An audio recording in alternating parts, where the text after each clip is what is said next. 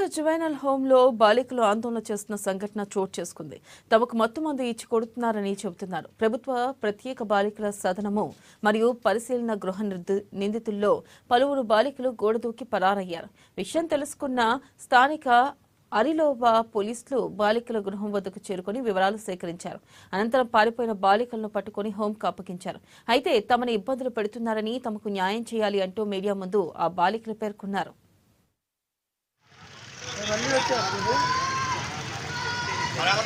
Helper అనే ఒక ఆవిడ పిల్లలందరినీ ట్రాప్ చేసి పిల్లల్ని మోసం చేసి అది వెళ్ళిపోయింది. అదంతా నిజం. మొన్న నేను అడిగితే నేను ఎవ్వరు అనలేదు. సరే వీళ్ళేదో మాట్లాడేసి తమ్మని పంపిస్తే ఆ వీకుమారికి ఆవిడతో పాటు ముగ్గురు వెళ్ళారండి. ముగ్గురు వెళ్తే ఆ ముగ్గురు తీసుకెళ్తారేమో అని నేను వదిలేసా, వచ్చిందేమో అని.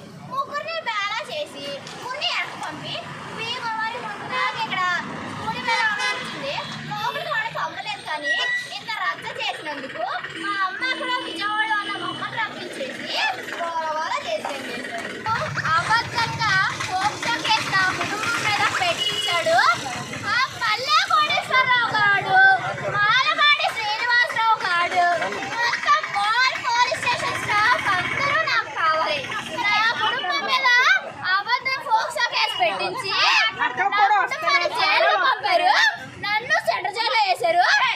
ఇప్పుడు చూస్తాను నేను. నువ్వు ఆర్డర్ ఎలా ఇవ్వకో చూస్తా.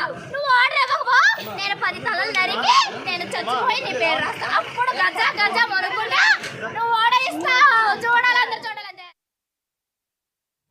సూర్యాపేట జిల్లా